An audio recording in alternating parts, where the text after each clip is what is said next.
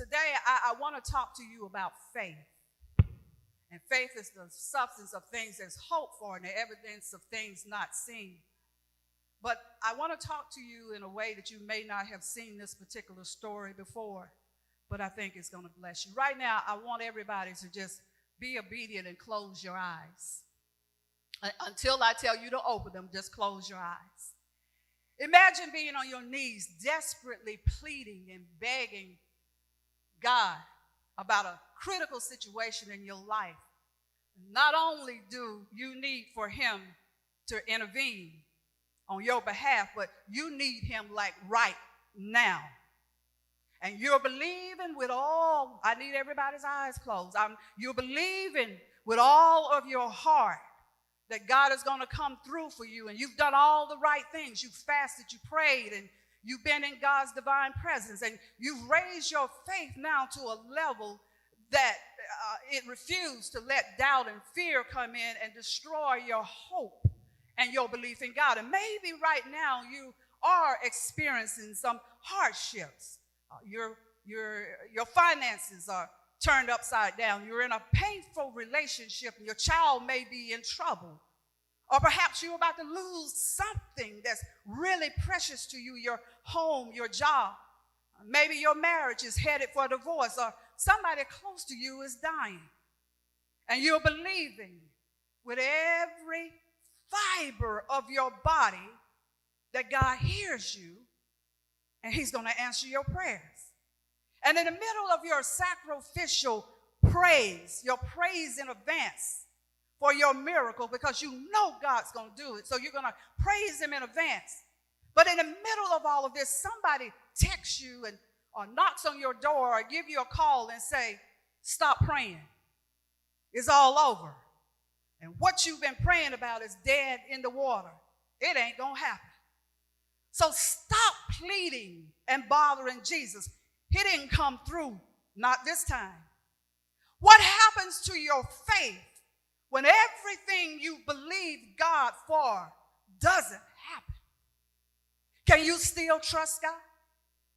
Can you still have faith in his ability to still come through for you and give you your miracle? And maybe you're going through a storm right now and it's making you lose your faith and your hope in God. And you're ready to give up because you're tired of the fight. But before you give up, I believe God has sent me here today with a message that will help build your faith back up and remind you who's in control. Open your eyes and say, neighbor, oh neighbor, I might be in a storm, but I ain't going down. Look at somebody else. Just in case that other person didn't hear me, I'm going to say it to you. Neighbor, oh neighbor, I am in a storm, but I ain't going down. Now give God some praise right there for the storm that he's going to bring you through. Today I want to share my insights with you concerning a great man of faith by the name of Jairus. And many sermons have been preached about his daughter and in connection with the woman that had the issue of blood. But I want to draw your attention to the daddy, to Jairus, and focus on how he maintained his faith in a desperate situation. So let us turn to Mark real quick, the 5th chapter, beginning at the 21st verse. And Jesus passed over again by ship unto the other side. Much people gathered unto him, and he was nigh unto the sea. And behold, there cometh one of the rulers of the synagogue, Jairus by name. And when he saw him, he fell at his feet and besought him greatly, saying, my little girl lieth at the point of death. I pray thee, come and lay hands on her, that she might be healed, and she shall live. And Jesus went with him, and much people followed him and thronged him. There was a lot of people that was just all around him, and he was in the middle of them trying to get through. And let's jump down to verse number 35. While he yet spoke, there came from the ruler of the synagogue's house certain which said, Thy daughter is dead. Why troublest thou the master any further? And as soon as Jesus heard the word that was spoken, he saith unto the ruler of the synagogue, Be not afraid, only believe. I want to tell you today, don't be afraid, just believe. I want to talk to you on the topic of faith that moves Jesus to action.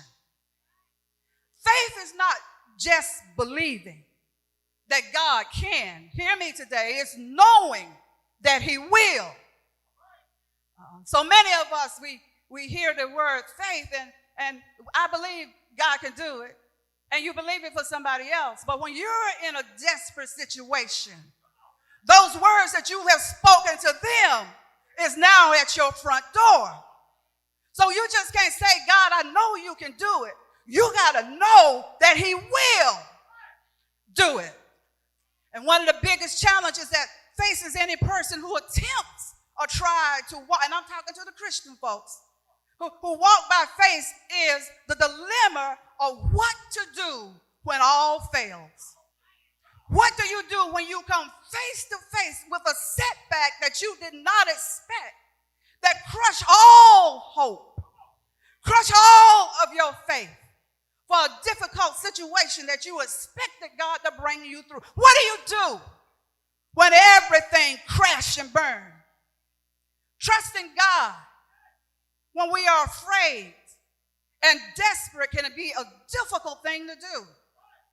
And our faith in God can be severely tested. We've all been there. I know a few years back when Bishop and our faith was truly tested. And if God hadn't walked us through it, y'all might not be here today. But it can test your faith in God. And Jairus was about to be put through the test. I wish more of our people were here today. Because when God got a word for everybody, it looks like they don't show up. That's why you need to be here on every Sunday so you hear what God is saying to you. But Jairus was about to be put through a test where he would have to choose to either trust God, hear me, or believe what he was hearing. God will put you through a test sometimes to either trust him or believe the disaster that you're seeing or the bad news that you're hearing. Jairus was an important man. He was an influential man. He was a ruler of the synagogue. He was a leader of the synagogue. And leaders of the synagogues are the senior religious leader. They're in charge, the best known citizen in the community. He has it all: power, prestige, security, finances. Who could ask for anything more? He had everything he needed. Who could ask for anything more? He had to. There was something that he desperately needed that was not in his power to get. His daughter was sick beyond all hope, and she was dying. And he needed to get Jesus' attention. So I want to talk to the people today that got the kind of faith that will make Jesus stop and turn around in the millions of people just to focus on you and your needs. That kind of faith is crazy faith. The people were strong in Jesus. He was surrounded by thousands of people. But he heard Jairus. There's millions of people in this world that their prayers are going up. But he hears you. What kind of faith do you have that's crazy enough to think that Jesus would drop everything he's doing, ignore everybody else, and come to your rescue? I'm talking about a crazy faith that will move God to work on your behalf. Jairus' daughter, I'm feeling this thing. Jairus' daughter was dying. She was on her deathbed. And hospice wasn't just called in. They were preparing for her final moments. Jairus needed Jesus, and he needed him right now. There wasn't a second to spare. Her organs had started shutting down. Her breathing was shallow. She was lifeless. Her life was draining out of her. She was dying, and there was nothing he could do about it. But as she lay there dying, a big crowd was gathering in the city because Jesus was in town. And by now, people realize that when Jesus shows up, miracle takes place. When Jesus is in the house, there's a healing in the midst. When Jesus is in the house, there's a breaking of the chains. When Jesus is in the house, he comes to your rescue. When Jesus shows up, he don't just show up and not do something. He's there with a purpose. And it might be just for you. Somebody say amen. So as she lay there dying, a big crowd was gathering in the city. And Jairus, as important as he was, he didn't just send one of his ministers or one of his assistants or his armor bearer to go get Jesus. He went to Jesus by himself, fell at his feet. This important man fell at the feet of Jesus in all of his royalty. And Jesus, with who he was, he fell at his feet and he pleaded with him, Jesus, please, please, please, please, Jesus. He was begging him, come and help me. My daughter is dying. Please come and lay hands on her so that she might live. Have you ever been in a desperate situation where you had to plead with Jesus to just show up? We have. So he said, please come and lay hands on her so that she will live. Jairus was desperate to get Jesus to the house. And if he didn't believe that Jesus could have healed her, he never would have left his daughter's side, even for a few seconds, to go get him, because he knew the man could do it. He didn't just know that he could do it. He knew that he would do it. That's the difference in having crazy faith. You just don't believe he can do it. You know he will do it. Tell somebody, I got a word from God, and I'm just waiting for it to manifest. I don't care how long it takes. I don't care when it happened. I don't care whether you believe. I got a word, and I'm going to wait till he bring it to my house. Woo! See, Jairus was a man of great stature. Can I preach today? But you never know what your future holds and has in store for you. One day you can be on the mountaintop, and the next day you can be crawling in the valley. Sometimes what you're dealing with will make you forget about your pride, your arrogance, your title, your statue, what you got, what you own, who you are, and it'll bring you to your knees. Oh, some of y'all ain't been there yet.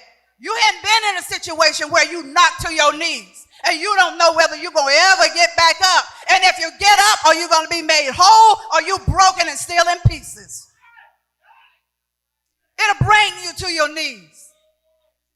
You won't care what you look like. Your weave can come off. Your makeup is smeared. Your shoe is on one side and your jacket is on the other side. You'll come out of your suit and your ties when you really pleading for Jesus. You won't care what you look like. You won't care what anybody is thinking. You won't care how they're looking at you, what they're saying about you. See, the church got too much pride. I ain't going up to the altar. They might think, forget about what people thinking. I ain't going up to the altar. I can just sit right here in my chair and get what I need. But sometimes Jesus will call you out from the place where you are to get to where he is. And if he's at the altar, you need to make your way to the altar. Tell somebody, you better forget your pride. You better forget your title. All you know is, I got a desperate situation. And I'm going to humble myself. Hear what I say. I'm going to apologize. I'm going to bring down who I am. I'm going to lower myself, and I'm going to humble myself before the great God named Jesus. You'll get on your knees and you beg for help. Let the doctor come up and say, you got 1 week to live. I bet you'll come up to the altar then. You can lose all your houses, your cars, everything else. But when your life is at stake, you ain't going to play with God then. 1 week, yeah, every day, open up the church, Bishop, so I can be at the church. The holiest place I know is at the altar of Harvest House Ministries. You'll come then. Jesus was compassionate. And he began to follow Jairus to his house. And on the way, he was interrupted by someone we all know very well. She was at his feet pleading for help too. It was a woman with the issue of blood, but I don't want to talk about her. I still want to talk about Jairus. Jairus waited patiently while Jesus ministered to her needs because he still had crazy faith. No matter how long it took for him to get there, his daughter was going to be healed. She was going to be all right. So he waited patiently for Jesus because he had crazy faith that his daughter was going to be okay. And even seeing Jesus heal this woman with the issue of blood for 12 years, everybody knew who she was. But to see her being healed after 12 years, that probably encouraged him even more. If he healed her, then he can heal my daughter. When you see miracles happening before you, don't worry, just believe. If he did it for them, he'll do it for you. When you hear testimonies from people that say, God did thus and thus, crazy stuff. If he did it for them, he'll do it for you. So Jairus waited on him. And sometimes, somebody say sometimes it looks like Jesus is taking his own sweet time when it comes to fixing your problem. Everybody else's prayers are being answered first, and you've been standing in line the longest. Come on, somebody. Or either you have the most urgent need, and then you begin to wonder, God, are you ever going to show up at my house? Have you forgotten about me? Did you forget what you told me? Did you tell me that you was going to be there on my behalf? I'm still waiting, God, but where are you at? Why don't you hurry up before it's too late? I'm dying now. I'm taking my last breath in my situation. I ain't got much time, God. If you don't hurry up, I'm not going to make it through this mess. So while Jesus was waiting, Jairus was waiting for Jesus, somebody from the synagogue shows up. In the midst of him having faith and hope that God was going to heal his daughter, somebody shows up and say, your daughter is dead. There's no need for you to keep bothering Jesus any longer. Your daughter is dead. We just got to go bury her. But Jesus heard him. But he didn't respond to the messenger. Listen to what I'm saying. Now, he didn't turn around and address him. He turned around and he looked at Jairus. And he said these most powerful words that you need to always remember. Don't be afraid. Just believe. Can I say it again? Don't be afraid. Just believe. Don't be afraid. Just believe. I'm going to tell somebody else. I'm going to say this. Don't be afraid. All you got to do is believe. Believe in who? Jesus Christ. So he didn't look at the situation. Even though it was true, he ignored it. And he turned around to Jairus and he gave him a word. What he was doing at that, can I preach like I want to? What he was doing at that moment was compelling Jairus to trust him. To shut out what the enemy was saying and showing him. But you believe me, Jairus. I'm standing here in front of you. I know she dead, but are you going to believe what he just said, or are you going to believe me? When the enemy shows up, I'm helping somebody. When the enemy shows up with bad news, don't respond to the news, but instead you turn around and talk to Jesus. Ignore the bad news. Ignore the naysayers. Ignore that's what can say everything that you've been believing is dead, but you turn to Jesus. Why? Because Jesus is life. He can raise any dead situation. Jairus had to be crushed on hearing such devastating news. He could have lost it. He could have fallen to pieces. What do you mean, Jesus? Just believe. Are you serious, man? My daughter just died. It's too late. You could have saved her if you got here in time. How many of you know that Jesus ain't never too late? And he said that woman with the issue of blood been suffering for 12 long years. She couldn't have waited a few more minutes when my daughter was on her deathbed. This was urgent for me. He didn't say any of that. He trusted God. Even though he couldn't see the light at the end of the tunnel, one thing he knew for sure. He was walking with the master. It don't matter what dark situation you're in. It doesn't matter how bleak it looks. But when you're walking with the master, the King of Kings, the Lord of Lords, the great deliverer, the great healer, you're walking with all you need. At that point, you don't need the bank. You got Jesus. At that point, you don't need the doctor. You got Jesus. At that point, you don't need people. You got Jesus. Tell somebody you better learn how to walk with the master. When you are in your darkest period of your life and you can't see your way through, God is telling you, don't worry. Just believe. When tragedy strikes, and we can choose to either focus on the problem or the deliverer. I choose to focus on the deliverer. When the bottom drops out, don't you forget that God can still raise the dead. He did it back then. He'll do it now. And the reason why he probably don't do it now is because people don't believe. You can be one of the ones with the crazy faith. I believe. I didn't worry. It didn't matter what the bank said. It didn't matter what my husband said. It didn't matter what my friend said. It didn't matter what the doctor said. I had a word from God. Everything is going to be all right. So Jesus goes to Jairus' house with his inner circle. Hear me well. His inner circle. Peter, James, and James' brother John.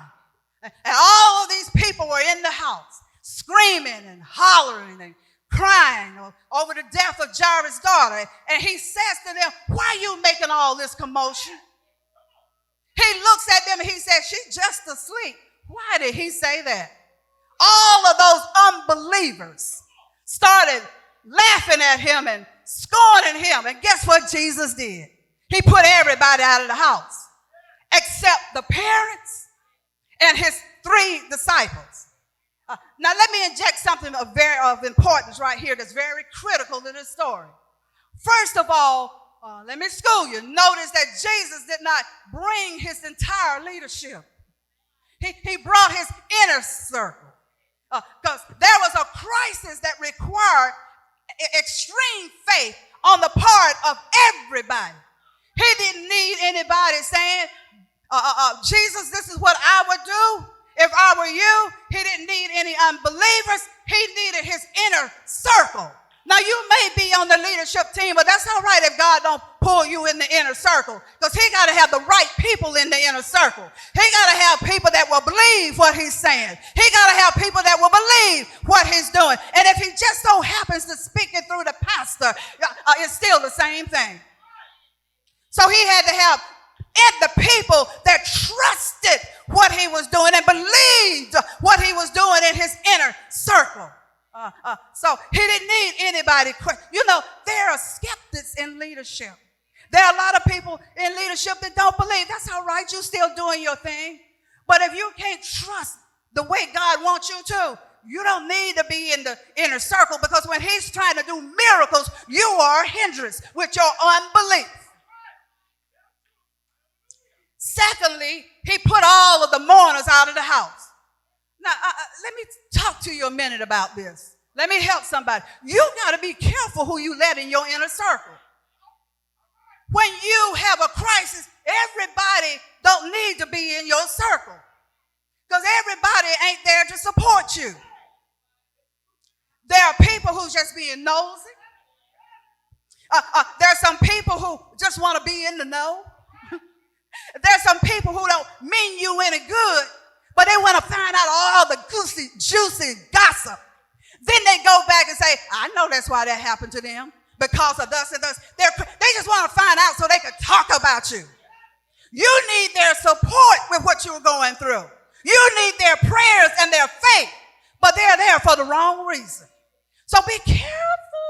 Somebody say, be careful who you let get close to you, because everybody ain't praying for you.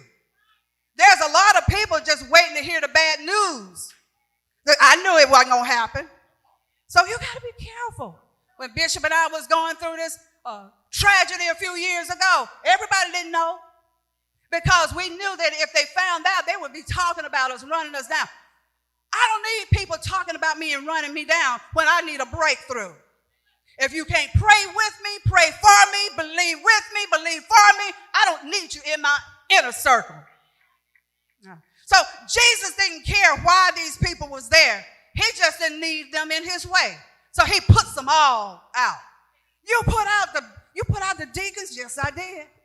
You put out the elders? Yes, I did. You put out the ushers? Yes, I did. They were in the way.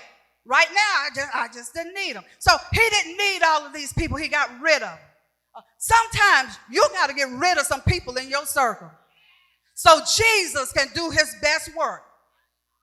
Even well-meaning people, hear me now, they can be more of a problem and a hindrance than a help. You heard. Somebody say, I heard. You heard what God said. So just believe God. But they will start with, if I were you. If I were you. Now, you already done heard from God, but you're going to entertain what they got to say. So if I were you. See, these people have already counted you out for dead, and they planning your funeral. In their minds, you'll never recover from losing everything you had.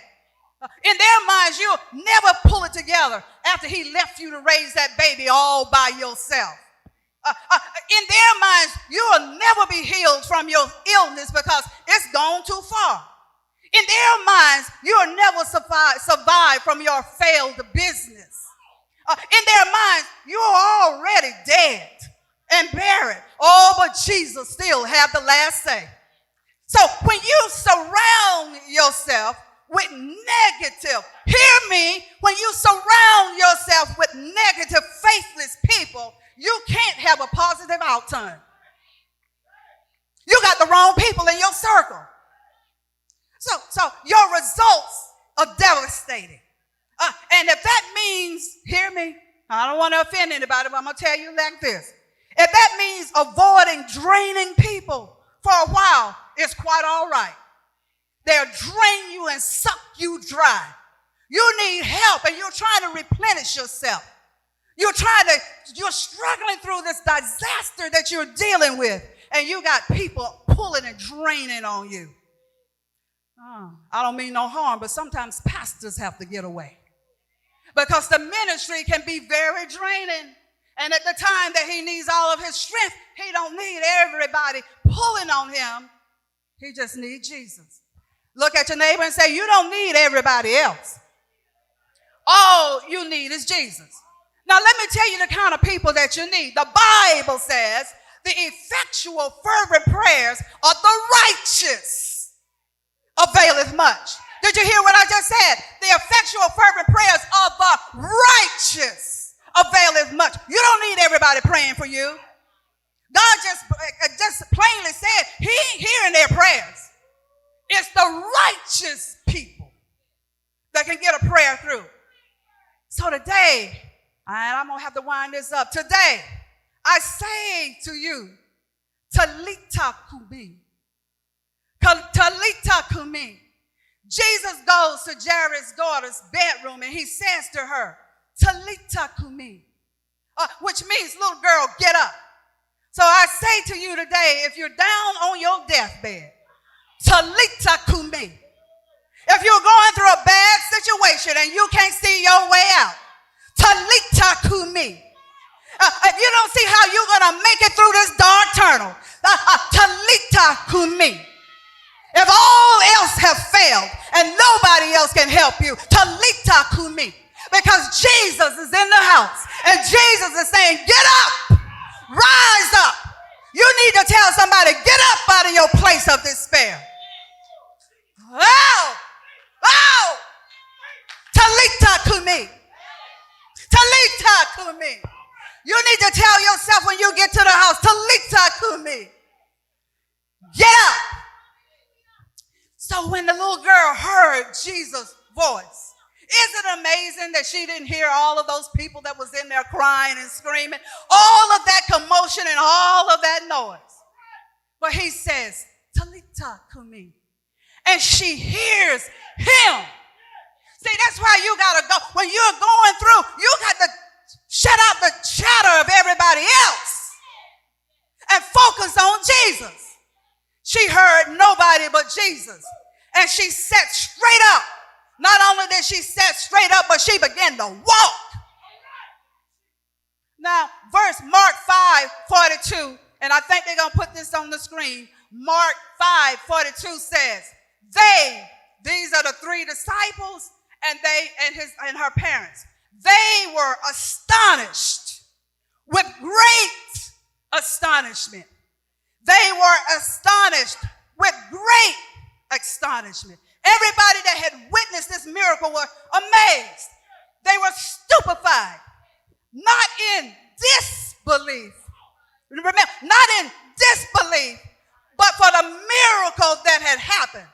Stupefied means that you are strongly impressed by something unusual, something that's mind-blowing. This girl got off of her deathbed. If that didn't amaze you, I don't know what could. Not in disbelief that he couldn't have done it and they were surprised because it happened. No, but the miracle was overwhelming. The miracle was mind-blowing.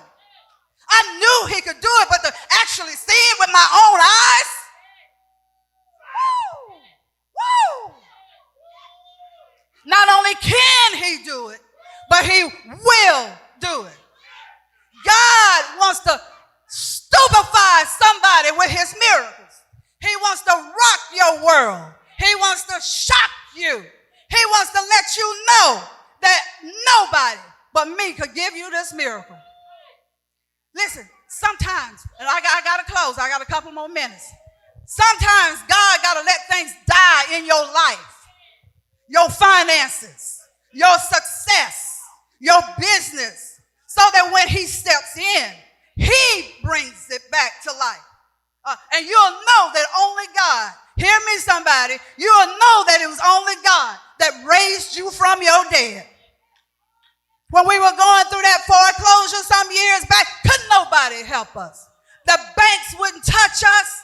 I think that was a black mark on the Harvest House Ministries. They wouldn't touch us. Nobody had $750,000. Nobody had that kind of money.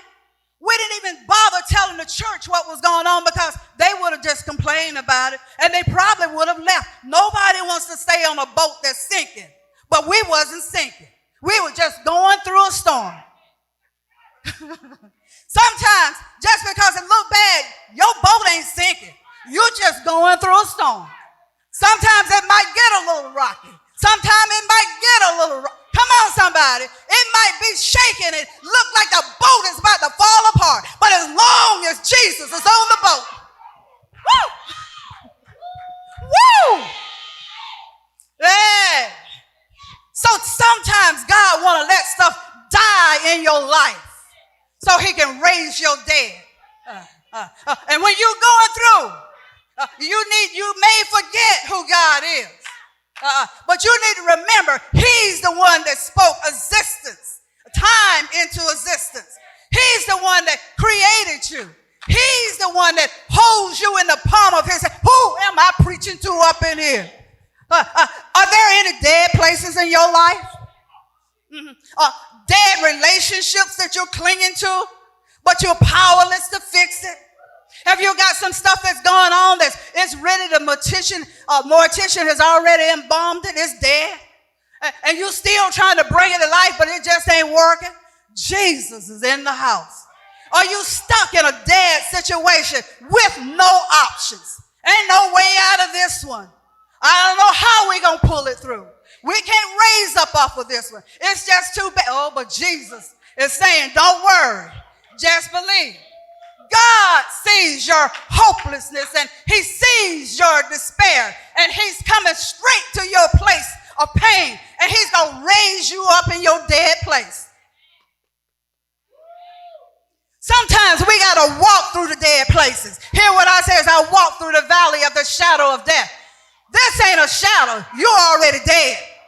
Sometimes you got to walk through the dead places to be reminded that God can step into those places and give you a miracle. Tell somebody, I need a miracle. Or say it like you mean it. I need a miracle. No matter how dark, don't worry, just believe. No matter how hopeless, don't worry, just believe. No matter how final it looks, God can still use your dead situation. He'll make a way out of no way, because God is faithful to the end. Now faith is the substance of things hoped for, and the evidence of things not seen. Your faith, come on somebody, your faith moves the hand of God, and he'll bring the evidence to you that what you've been praying about. I don't see it right now, but God, my faith says. I don't see my healing right now, but God, my faith says. I don't see the money in my account, but God, my faith says. I don't see a breakthrough, but God, my faith says. You got to have crazy faith when you're in a crazy moment. I'm not just talking about I don't have enough money to pay my power bill. I'm talking about when you're about to lose the whole house. I don't have enough money to pay the doctors to see my child. I'm talking about when your child is dying. Tell somebody, you got to have crazy faith. The kind of faith that will move God into action. That's what Jairus had. He had faith that will move God into action. Even before God told him to believe, and don't worry, even before he said that, he didn't even have a word from Jesus, but he already had faith that if he could touch the master, that he was going to do what he needed to have done.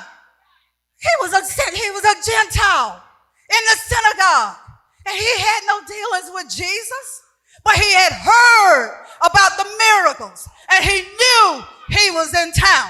But like the woman that had the issue of blood, she touched the hem of his garment, but Jairus touched his heart.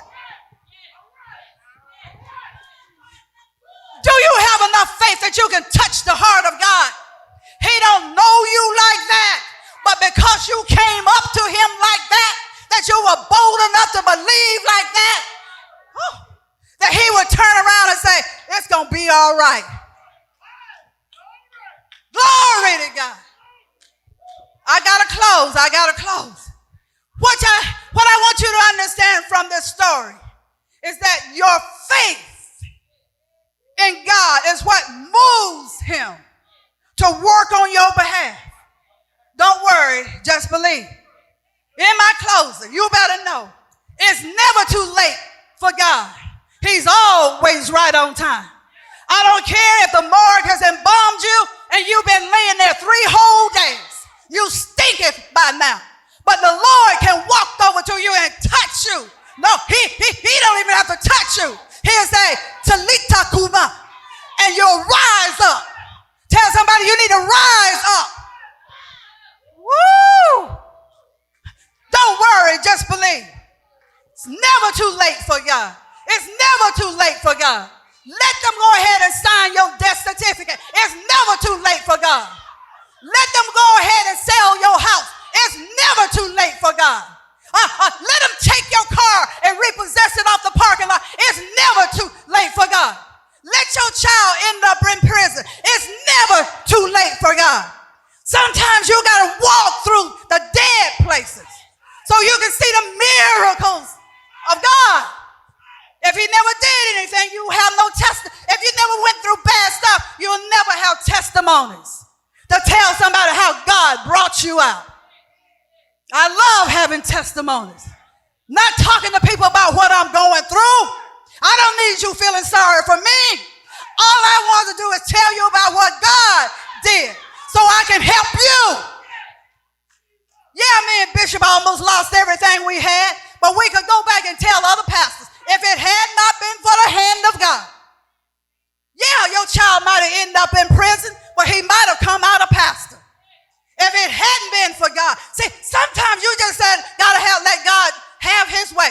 Not your will, but his will. Sometimes you just gotta say, God, not my will be done, but God, your will. And when you say that, you don't know what he's gonna carry you through. But I promise you, when you come out on the other side, you're gonna be better off. Only believe. God has all power in his hand. And he can bring life back to any dead situation. He can restore what I feel like preaching. He can restore what's been broken. He can restore the dead places in us. He's never too busy to come to your rescue. He'll show up right on time. When you're desperate for a healing, he'll become your doctor. When you're desperate for finances, he'll be your bank. When you're desperate for a breakthrough, he's your deliverer. When you're desperate for peace and comfort, God will show up every time. If your joy has been taken, you need to call on Jesus and say, joy, joy, joy. Talita kumi. Tell your joy to get up. Peace and comfort. Talita kumi. Tell your peace and your comfort of mind to come back. If you're about to lose your mind because you can't deal with what you got to go through, just say, Talita kumi. The real you will rise up. Tell somebody God ain't never too late. If you're desperate for his touch, call Jesus. And he'll find you in the streets. Come on, somebody. When you're looking for him and he's in the streets, he'll leave everybody else to show up at your house. Don't you want Jesus in your house? And even if you're too weary in the bed, like Jairus' daughter, she was so tired she was dying, she couldn't get up. When you're dying from your situations, God will still come and raise you from the dead. Our Father is our hope. Our Father is our deliverer. Our Father, and when you have faith in him, is always there. When things are shutting down, when all the organs in your life is shutting down because of your situation and you can't breathe, call on the Master. Just only believe. Don't worry, just believe. Woo! Give the Lord a clap praise. I got to come up out of this. I'm still feeling God. You got to have the kind of faith that will move God to show up on your behalf.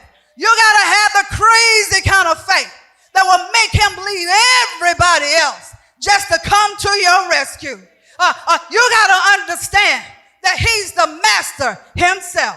Can I tell you that your story is not at the end of the book? Your story haven't ended yet. There's a lot that God needs to write about you. Your story is just beginning. The period is not still there. You got some more chapters to turn. Come on, somebody. There's a comma after that sentence. There's not a period. Tell somebody your story ain't over with yet. Because only the master can end your story. Death can't end your story. Bad finances can't end your story.